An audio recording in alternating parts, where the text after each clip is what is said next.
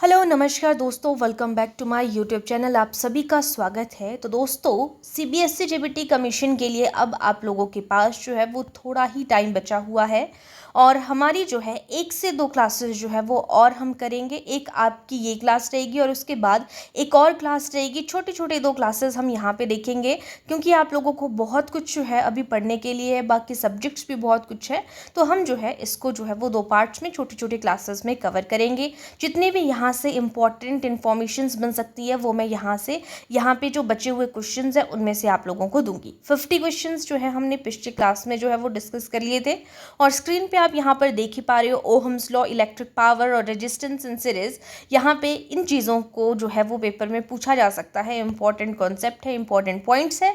तो जिन्होंने अभी तक अगर पिछली क्लासेस को नहीं देखा है, अभी भी 5 से 6 दिन है, तो आप आराम से जो है वो देख सकते हैं। जितनी भी क्लासेस हमने जो है वो साइंस की जो है वो प्लेलिस्ट बनाई हुई है। और अगर कोई पटवारी वाला स्टूडेंट है जो क्लासेस को देख रहा है तो सीबीएसई जेबीटी कमीशन के अलावा आप पटवारी की भी प्रिपरेशन जो है वो कर रहे हैं सभी स्टूडेंट, तो आगे भी आप जो है इन क्लासेस के साथ में जो है वो बने रह सकते हैं, जुड़ सकते हैं।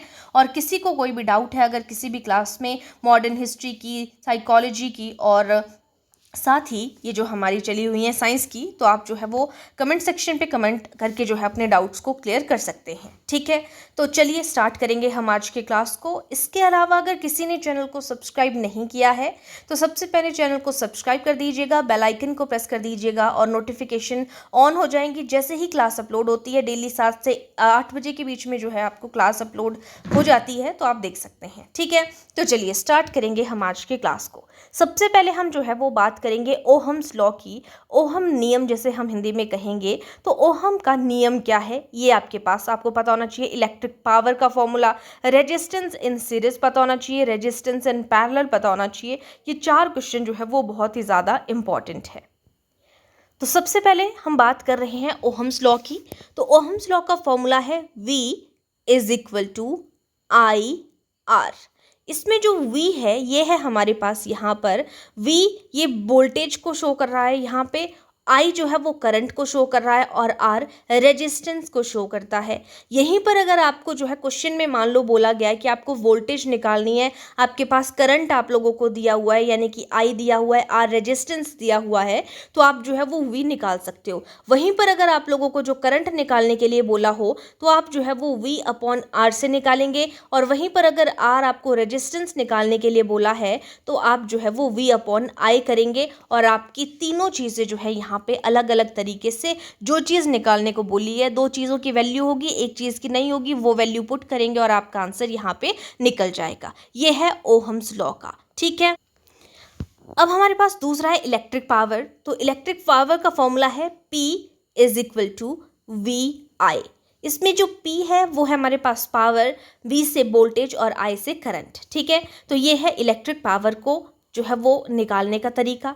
ठीक, अब आ जाएंगे हम तीसरे पे। तीसरा है हमारे पास resistance in series. Resistance in series में हम क्या करते हैं, कोई भी आपके पास यहाँ पे जो है वो चीज़ दी हुई है तो उसको जो है, जैसे हमारे पास जो है सीरीज में मान लो मैंने यहाँ पे S1 ले लिया, तो S1 plus S2 plus S3 जितनी भी चीज़ें आपके पास दी हुई है सो ऑन, तो उनको आप जो है इस तरीके से जो है वो सीरीज में कंटिन्यू करेंगे। और वहीं पर अगर आपके पास जो है वो पैरेलल बोला होता तो यहाँ पे पैरेलल के लिए हम इस तरीके से 1/S1, 1/S2, 1/S3 so on, इस तरीके से आपके पास इसका भी जो है वो फॉर्मूला रहेगा। यहाँ पे मैंने आपको S का एग्जाम्पल दिया, लेकिन आपको पता है कि रेजिस्टेंस को हम किससे लिखते हैं, R से, है ना। तो जब भी आपके पास जो है आपको टोटल निकालना है, जो भी आपका रेजिस्टेंस का टोटल है, तो इसको इस तरीके से फिर से बता रही हूँ, R1, R2, R3 so on, यानी कि इस तरीके से आपका रेजिस्टेंस निकलेगा।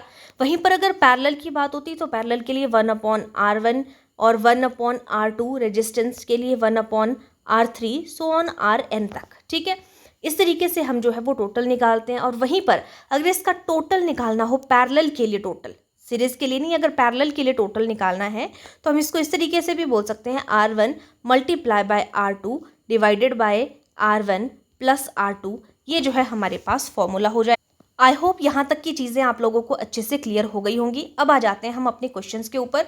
ये जो 2-4 क्वेश्चन यहाँ पे आपको बताने थे ये इंपॉर्टेंट है इसमें, और यही चीज़ हमने जो है वो पिछली क्लासेस में भी जो है वो बहुत से क्वेश्चंस को हमने पीछे भी कवर किया हुआ है, तो आपको कोई डाउट नहीं होगा। ठीक है। तो चलिए नेक्स्ट क्वेश्चन बोलता है कि हु डिस्कवर्ड इलेक्ट्रॉन। तो इलेक्ट्रॉन की खोज जो है वो किसने की है, तो करेक्ट आंसर हो जाएगा option number B, J Thomson ने जो है वो ऑप्शन इलेक्ट्रॉन की जो है वो खोज की है। ठीक है। नेक्स्ट क्वेश्चन पे चलते हैं, question number 52, which acid is present in curd. तो दही में कौन सा एसिड होता है, दही में होता है लैक्टिक एसिड, और टमाटर में होता है ऑक्जेलिक एसिड, खट्टे पदार्थों में होता है सिट्रिक एसिड, और जो चींटी का डंक होता है उसमें होता है फॉर्मिक एसिड। ठीक है, चारों आपको क्लियर हो गए यहाँ पे। नेक्स्ट है the gas used in fire extinguisher. जो फायर एक्सटिंग्विशर है यानी कि आग बुझाने के लिए जो अग्निशामक यूज़ करते हैं, तो उनकी पास जो वो गैस होती है वो कौन सी होती है, ऑक्सीजन, हाइड्रोजन, कार्बन डाइऑक्साइड या नाइट्रोजन। तो कार्बन डाइऑक्साइड यानी कि CO2 जो है वो प्रेजेंट होती है, ऑप्शन सी। नेक्स्ट क्वेश्चन है the study of heredity is called. आनुवंशिकता के अध्ययन को क्या कहा जाता है, इकोलॉजी, जेनेटिक्स, बॉटनी, जियोलॉजी। तो उसको कहा जाता है genetics, option number B correct answer हो जाएगा। ठीक है। इकोलॉजी जो है वो एनवायरनमेंट, पारिस्थिति के अध्ययन को कहा जाता है। ठीक है। और बॉटनी में जो है हम प्लांट्स की स्टडी करते हैं, जियोलॉजी में एनिमल्स की स्टडी होती है। नेक्स्ट है which blood group is universal donor. कौन सा ब्लड ग्रुप है जो कि यूनिवर्सल डोनर होता है, सार्वभौमिक दाता होता है, जो सबको यहाँ पे ब्लड जो है वो यूनिवर्सल को सबको दे सकता है।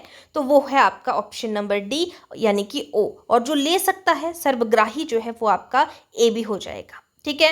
नेक्स्ट है the unit of electric power.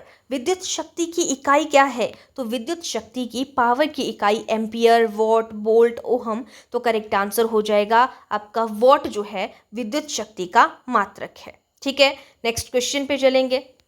Next है विच mirror is used by dentist. आपने देखा होगा अगर आप कभी भी जो है वो डेंटिस्ट में जो है डेंटिस्ट के पास जो है वो ट्रीटमेंट के लिए जाते हैं, तो वो आपको लेंस के थ्रू, मिरर के थ्रू जो है आपका दांत देखते हैं, तो उनको क्या दिखेगा, छोटा दिखेगा कि बड़ा, बड़ा दिखेगा ना। तो वहाँ पे कौन सा होता है, कॉनकेव मिरर यूज़ किया जाता है जो कि इमेज बड़ी दिखाता है, ऑप्शन सी करेक्ट आंसर हो जाएगा। नेक्स्ट है the process of transfer of pollen grains. जो पॉलन ग्रेन्स यानी कि जो परागकण होते हैं उनके स्थानांतरण की प्रक्रिया क्या कहलाती है। आपने देखा होगा कि कई बार एक तरीके का पौधा आपने कहीं पे उगाया है, लेकिन वहाँ पे किसी और तरीके का प्लांट भी जो है वो उग जाता है। तो वो कैसे, क्योंकि हवा के थ्रू, एनिमल्स के पैरों के थ्रू, है ना, पक्षियों के मुंह के थ्रू कभी वो कण इधर उधर गिरा देते हैं, तो वो किसी और पेड़ पे बैठे होते हैं और वो कहीं किसी और जगह पे जाते हैं, तो उनके साथ जो है वो पॉलन ग्रेन्स जो है वो ट्रांसफर हो जाते हैं। तो यही जो है वो प्रक्रिया होती है, इसको क्या कहेंगे, पॉलिनेशन कहेंगे, option number B correct answer हो जाएगा।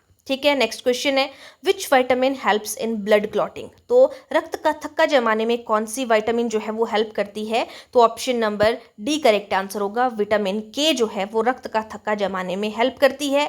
विटामिन ए की कमी से नाइट ब्लाइंडनेस रोग होता है, विटामिन बी की कमी से बेरी नामक, और विटामिन सी की कमी से जो है वो रिकेट्स नामक रोग होता है, सॉरी स्कर्वी नामक रोग होता है, और विटामिन डी की कमी से जो है वो रिकेट्स होता है। ये आपने ध्यान रखना है। नेक्स्ट है the green pigment in plant cells. पौधों में जो हरा वर्णक होता है, आपको पता है पौधों में जो है प्लांट्स में ग्रीन जो है आपको लेयर दिखती है, तो वो किसकी वजह से होती है, मेलानिन की वजह से, क्लोरोफिल की, हीमोग्लोबिन या कैरोटिन। तो यहाँ पे option number B correct answer होगा, हरा वर्णक जो है वो क्लोरोफिल की वजह से होता है। नेक्स्ट क्वेश्चन है विच metal is liquid at room temperature. यहाँ पे कौन सा ऐसा जो है यहाँ पे द्रव अवस्था में पाया जाने वाला जो है वो चीज़ है, धातु है। तो कमरे के तापमान पर कौन सी धातु द्रव अवस्था में पाई जाती है, तो कमरे के टेम्परेचर पे जो मरकरी है यानी कि पारा है, वो जो है वो यहाँ पे लिक्विड स्टेज में पाई जाती है। ठीक है। नेक्स्ट क्वेश्चन है the chemical name of baking soda. Baking सोडे का फॉर्मूला, केमिकल नेम क्या है, तो सोडियम बाइकार्बोनेट जो है वो बेकिंग सोडे का यहाँ पे केमिकल नेम हो जाएगा। नेक्स्ट है which gas is responsible for global warming. Global warming के लिए कौन सी गैस जो है वो जिम्मेदार होती है, ऑक्सीजन, नाइट्रोजन, कार्बन डाइऑक्साइड या हाइड्रोजन। तो CO2 कार्बन डाइऑक्साइड जो है वो यहाँ पे रिस्पॉन्सिबल होती है ग्लोबल वार्मिंग के लिए। नेक्स्ट क्वेश्चन है which part of the plant conducts water. पौधों में जो जल का परिवहन होता है, कोई भी प्लांट है, तो एक तो हम पढ़ते हैं दो तरीके से क्वेश्चन कि जल का परिवहन कौन करता है, और भोजन का जो है जो भोजन को पहुंचाने का काम जो है वो कौन करता है। तो जल का परिवहन करेगा आपका जाइलम, और भोजन का कौन करता है, वो करेगा आपका फ्लोएम। ठीक है। नेक्स्ट है the reflex action is controlled by, जो प्रतिवर्ती क्रियाएं होती हैं, जैसे हम पलके झपकाते हैं या किसी को जो है वो उबासियां आती हैं, तो वो किसकी वजह से होते हैं? रिफ्लेक्स एक्शन को कौन कंट्रोल करता है? ब्रेन, सेरेबेलम, स्पाइनल कॉर्ड या मेडुला? तो आपके जो रिफ्लेक्स एक्शन है, हमारे आपके नहीं सभी के हैं, तो स्पाइनल कॉर्ड जो है उसको नियंत्रित करती है। Option number C correct answer हो जाएगा। नेक्स्ट है genes are located on, genes जो है वो पाए जाते हैं कहाँ पर पाए जाते हैं? जीन्स जो है राइबोसोम में पाए जाते हैं, क्रोमोसोम में पाए जाते हैं, साइटोप्लाज्म या फिर न्यूक्लियस मेम्ब्रेन? तो जीन पाए जाते हैं क्रोमोसोम में, गुणसूत्र में। Option number B correct answer हो जाएगा। नेक्स्ट है, आपने एंगल ऑफ इंसिडेंस के बारे में सुना है, एंगल ऑफ रिफ्लेक्शन के बारे में सुना है, लॉ ऑफ रिफ्लेक्शंस के बारे में सुना है। तो एंगल ऑफ इंसिडेंस जो है वो किसके इक्वल होता है? इस तरीके से हमारे पास एक प्लेन मिरर है, यहाँ से एक इंसिडेंट रे आती है और ये रिफ्लेक्ट होकर जो है वो चली जाती है, ठीक है, और यहाँ पे एक नॉर्मल रे होती है बीच में। तो ये वाला जो होता है इसको हम क्या कहेंगे? एंगल ऑफ इंसिडेंस कहा जाता है इसको, ठीक है। आपतन कोण कहा जाता है एंगल ऑफ इंसिडेंस को, और यहाँ पर जो साथ में बनता है ये होता है एंगल ऑफ रिफ्लेक्शन, यानी कि परावर्तक कोण, ठीक है। तो यहाँ पे बोला जा रहा है कि एंगल ऑफ इंसिडेंस जो है वो किसके इक्वल होता है? जितना ये है उतना ही ये होगा, तो ये एंगल ऑफ रिफ्लेक्शन के बराबर होता है। Option number B correct answer हो जाएगा। नेक्स्ट क्वेश्चन है, the splitting of water into hydrogen and oxygen is, जल का हाइड्रोजन और ऑक्सीजन में टूटना। जब जल है ऑक्सीजन और हाइड्रोजन में टूटता है, H2O आपने देखा होगा, तो हाइड्रोजन में भी टूट रहा है, ऑक्सीजन में भी टूट रहा है, तो इसको जो है वो क्या कहेंगे जब ये टूट रहा है? तो इसको इलेक्ट्रोलिसिस कहा जाता है। Option number A correct answer हो जाएगा। जल का हाइड्रोजन और ऑक्सीजन में टूटना इलेक्ट्रोलिसिस है। Which lens is use to correct hypermetropia, hypermetropia होता है दूरदृष्टि दोष। अगर किसी को दूरदृष्टि दोष है तो आप उसको कैसे ठीक कर सकते हो? तो दूरदृष्टि दोष को जो है वो कॉन्वेक्स मिरर के थ्रू ठीक कर सकते हैं, और अगर किसी को निकट दृष्टि दोष है या फिर मायोपिया है तो मायोपिया को जो है वो कनकेव लेंस के थ्रू जो है वो ठीक किया जा सकता है। ये चीज़ आपने ध्यान रखनी है, हाइपरमेट्रोपिया कॉन्वेक्स लेंस के थ्रू जो है वो ठीक किया जाता है। The device use to detect electric current, अगर आपने देखना है कि कहीं पर करंट है कि नहीं, जैसे अगर आपने गीज़र वगैरह की वायर देखनी है कि करंट तो नहीं आ रहा है कहीं नलके में, पानी में, तो आप जो है वो एक उपकरण का यूज़ करते हैं। तो वो कौन सा है? तो वो है galvanometer. Option number A correct answer हो जाएगा। इलेक्ट्रिक करंट को मेजर करने के लिए उपकरण होता है गैल्वेनोमीटर, ठीक है। नेक्स्ट क्वेश्चन है, अब यहाँ पे असर्शन रीजनिंग का क्वेश्चन है। बोला गया है कि मेटल जो होते हैं गुड कंडक्टर होते हैं इलेक्ट्रिसिटी की, बिल्कुल सही बात है। और बोला जा रहा है कि मेटल जो है वो फ्री इलेक्ट्रॉन्स को, यानी कि मुक्त इलेक्ट्रॉन होते हैं धातुओं में, तो ये बिल्कुल सही बात है। और ये इसी की वजह से फ्री इलेक्ट्रॉन्स है, इसी की वजह से हम बोलते हैं कि इलेक्ट्रिसिटी जो है वो कंडक्ट कर सकते हैं मेटल। तो option number A correct answer हो जाएगा। नेक्स्ट है, plants prepare food by photosynthesis, कि जो प्लांट्स हैं, पौधे हैं, वो खाना जो है वो फोटोसिंथेसिस की प्रोसेस से बनाते हैं, प्रिपेयर करते हैं। दूसरा रीज़न बोला हुआ है कि क्लोरोफिल जो है वो एब्जॉर्ब करते हैं सनलाइट को, तो बिल्कुल सही बात है, एब्जॉर्ब करते हैं सनलाइट को। और वो खाना जो है वो फोटोसिंथेसिस के लिए जो है सूर्य की रोशनी भी ज़रूरी होती है, तो वो जो है उसी में जो है वो फोटोसिंथेसिस बनाते हैं। तो option number A correct answer होगा। Both true and R explains A. अब आ जाते हैं हम नेक्स्ट क्वेश्चन पे। बोला जा रहा है, यही क्वेश्चन है जो मैंने पीछे आपको फॉर्मूला बताया था स्टार्टिंग में, कि अ बल्ब ऑफ रेजिस्टेंस, एक बल्ब है जिसकी की रेजिस्टेंस है 10 म्यू, ठीक है। तो यहाँ पे 10 आपके पास दिया हुआ है। आगे बोला है कि करंट कितना है, करंट दिया हुआ है। अब रेजिस्टेंस आपको पता है, रेजिस्टेंस दी हुई है 10 और करंट दिया हुआ है आपके पास 2 एम्पियर। तो फाइंड वोल्टेज, आपको वोल्टेज निकालने, तो वोल्टेज का फॉर्मूला है V is equal to IR। Current को हम I से डिनोट करते हैं ना, तो यहाँ पे इन दोनों को मल्टीप्लाई करेंगे, 10 और 2 को मल्टीप्लाई किया तो 20 आ गया। तो यही आपका करेक्ट आंसर हो जाएगा यहाँ पर, ठीक है। बात समझ में आ गई? ओहम वाला फॉर्मूला बताने का यही यहाँ पे मोटिव था। दूसरे में बोला है आगे आपको कि फाइंड पावर। अब आपको पावर फाइंड आउट करनी है, तो पावर का फॉर्मूला भी मैंने आपको बता दिया था। VI जो है, यानी कि आपको वोल्टेज यहाँ पे दी हुई है 220 दी हुई है, और करंट दिया हुआ है आपके पास 2, तो इन दोनों को मल्टीप्लाई करेंगे 440, आपका करेक्ट आंसर हो जाएगा। नेक्स्ट है the site of photosynthesis. Photosynthesis कहाँ पे होती है? फोटोसिंथेसिस का स्थान क्या है? माइटोकॉन्ड्रिया, क्लोरोप्लास्ट, न्यूक्लियस या राइबोसोम? करेक्ट आंसर है chloroplast. Option number B correct answer हो जाएगा, ठीक है। The site of photosynthesis is chloroplast. Next question है, which blood vessel carries oxygenated blood from lungs to heart. आपने हार्ट का भी सुना है। तो बोला जाता है कि जो कौन सी रक्त वाहिका है जो फेफड़ों से हृदय तक ऑक्सीजन युक्त जो रक्त है वो ले जाती है, तो वो है हमारी पल्मोनरी वेन्स काम करती हैं। Option number B correct answer हो जाएगा। नेक्स्ट है the process of breakdown of glucose. जो ग्लूकोज का विघटन होता है उस प्रक्रिया को क्या कहा जाता है? तो ग्लूकोज के विघटन की प्रक्रिया जो है वो रेस्पिरेशन कहलाती है। Option number A correct answer हो जाएगा। नेक्स्ट क्वेश्चन पे चलते हैं। Question number 78, the light of speed in vacuum. Light की स्पीड क्या है वैक्यूम पे? तो 3 × 10⁸ मीटर पर सेकेंड जो है इसकी यहाँ पे वैक्यूम पे लाइट की स्पीड हो जाएगी। ठीक है। नेक्स्ट है विच mirror can form enlarged image. कौन सा दर्पण जो है वो बड़ा प्रतिबिंब बनाता है? तो यही चीज़ मैंने आपको स्टार्टिंग में बताई थी कि जो ये डेंटिस्ट वगैरह हैं ये जो है वो किसका यूज़ करते हैं, कन्वेक्स मिरर का या कनकेव मिरर का? कनकेव का, चीज़ों को बड़ा देखने के लिए। ठीक है। नेक्स्ट है electric current is measured by. विद्युत धारा जो है वो मापी जाती है, तो किसके थ्रू मापी जाती है? विद्युत धारा मापी जाती है ammeter.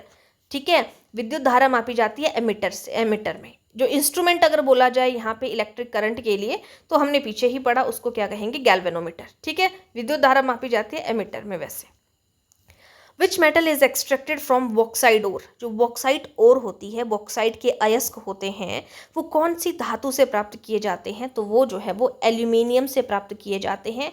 Option number C correct answer हो जाएगा। नेक्स्ट है diamond is an allotrope of. तो डायमंड जो है वो किसके एलोट्रोप हैं? तो डायमंड जो है एलोट्रोप है आपका कार्बन का। Option number B correct answer हो जाएगा। नेक्स्ट है the smell of vinegar is due to. आपने देखा होगा कि जो विनेगर होता है उसमें स्मेल होती है, तो वो किसकी वजह से होती है? तो उसमें होता है एसिटिक एसिड, तो उसकी वजह से जो है ये स्मेल होती है। ठीक है। नेक्स्ट क्वेश्चन पे चलते हैं। क्वेश्चन नंबर 84 बोला जा रहा है human heart has how many chambers. तो कितने चैम्बर हैं? 4। बायां अलिंद, दायां अलिंद, दायां निलय, बायां निलय, ये 4 हैं। ऑरिकल और वेंट्रिकल, लेफ्ट और राइट आप बोल सकते हैं। विच gas is used in photosynthesis में? अभी हमने पढ़ा कार्बन डाइऑक्साइड होती है। एसआई यूनिट क्या होता है? पावर का, तो पावर का वॉट होता है। ये रिवाइज हो गया, पीछे भी हमने बात की थी। इलेक्ट्रिक बल्ब का जो आविष्कार है वो किसने किया था? थॉमस एडिसन ने किया था। इंपॉर्टेंट क्वेश्चन है, ध्यान रखेंगे। Vitamin which vitamin is known as sunshine. Vitamin किसको बोलते हैं? जो सूरज की रोशनी से हमें मिलती है, विटामिन डी को सनशाइन बोलते हैं। मिरर फॉर्मूला अब आपको पता होना चाहिए कि मिरर फॉर्मूला क्या है, लेंस फॉर्मूला क्या है।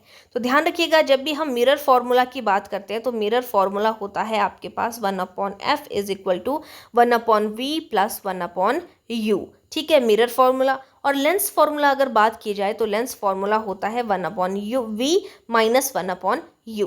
ये आपने ध्यान रखना है कि लेंस में आपने माइनस करना है और जो आपका मिरर है, मिरर में आप जो है वो प्लस करेंगे। ये है आपके पास मिरर फॉर्मूला, लेंस का भी और मिरर का भी। और यहाँ पर जो v है वो किस चीज़ को बताता है? अगर इमेज का डिस्टेंस बोला है तो इमेज की दूरी दी हुई है तो वो v से डिनोट की जाती है। और अगर u की बात करें तो जो ऑब्जेक्ट का डिस्टेंस दिया होता है वो हम u से चेक करते हैं। ठीक है, मैंने अभी आपको बताया 1/f is equal to 1/v plus 1/u। ठीक है, तो ये आपका इमेज का डिस्टेंस है और u जो है वो ऑब्जेक्ट का होगा। ध्यान रखिएगा, दोनों आपको क्लियर हो गए। नेक्स्ट क्वेश्चन है विच acid is used in car batteries. जो कार बैटरीज होती है ना, उनमें कौन सा एसिड जो है वो पाया जाता है? तो उनमें सल्फ्यूरिक एसिड जो है वो पाया जाता है। Option number B correct answer हो जाएगा। ठीक है। नेक्स्ट क्वेश्चन है the smallest unit of life. Life का जीवन की सबसे छोटी इकाई कौन सी है? स्मॉलेस्ट यूनिट ऑफ लाइफ, तो वो करेक्ट आंसर हो जाएगा सेल जो है, कोशिका जो है वो स्मॉलेस्ट यूनिट है लाइफ की। Next question who discovered nucleus. तो न्यूक्लियस की खोज की है रॉबर्ट ब्राउन ने। Option number B correct answer होगा। Which metal is best conductor of electricity. तो इलेक्ट्रिसिटी का बेस्ट कंडक्टर जो है वो कौन सा है? कॉपर है, एल्यूमिनियम है, सिल्वर है या आयरन है? करेक्ट आंसर होगा सिल्वर जो है, चांदी जो है वो बेस्ट कंडक्टर है आपके पास। ठीक है, नेक्स्ट क्वेश्चन पे चलते हैं। नेक्स्ट क्वेश्चन कहता है the pH of blood is approximate. जो ब्लड है, ब्लड का पीएच कितना होता है? 7.4। ठीक है, आगे चलेंगे नेक्स्ट क्वेश्चन पे। The process of conversion of liquid into gas, जो लिक्विड है, कोई चीज़ लिक्विड में है उसको आप गैस में कन्वर्ट कर रहे हो तो उसको क्या कहा जाता है, वो कौन सी प्रोसेस है, उसको कहा जाता है इवेपोरेशन कहा जाता है। Option number C correct answer हो जाएगा। नेक्स्ट है the structural and functional unit of nervous system is, तंत्रिका तंत्र की संरचनात्मक एवं क्रियात्मक इकाई क्या है, तो तंत्रिका तंत्र की नर्वस सिस्टम की बात हो रही है तो वो है neuron. Option number B correct answer हो जाएगा यहाँ पे। नेक्स्ट है the image formed on retina is, जो रेटिना पर इमेज बनती है, बोला जाता है प्रतिबिंब कहाँ पर बनता है, एक क्वेश्चन ये होगा।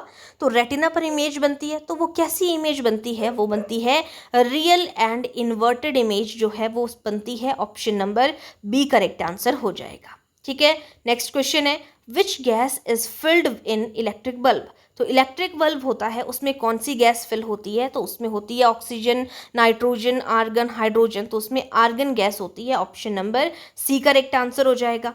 ठीक है, नेक्स्ट क्वेश्चन है आपका 100th क्वेश्चन, यही हम जो है इसमें करेंगे लास्ट, और फिर जो आपके नेक्स्ट क्वेश्चन बच जाते हैं उसको हम नेक्स्ट पार्ट में कंप्लीट करेंगे।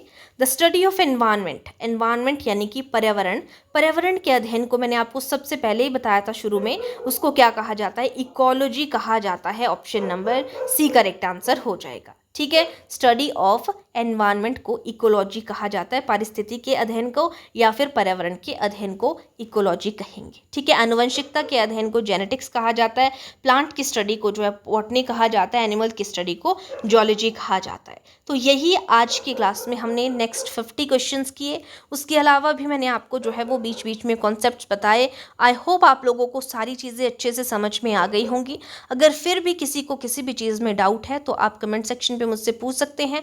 बाकी एक क्लास आप लोगों की बचती है और आपका पूरा सब कुछ जो है वो यहाँ पे साइंस का पूरा सिलेबस कवर हो जाएगा। ठीक है, तो आज के लिए इतना ही, मिलते हैं नेक्स्ट क्लास में। चैनल को अगर किसी ने सब्सक्राइब नहीं किया है, चैनल को सब्सक्राइब कर दीजिएगा।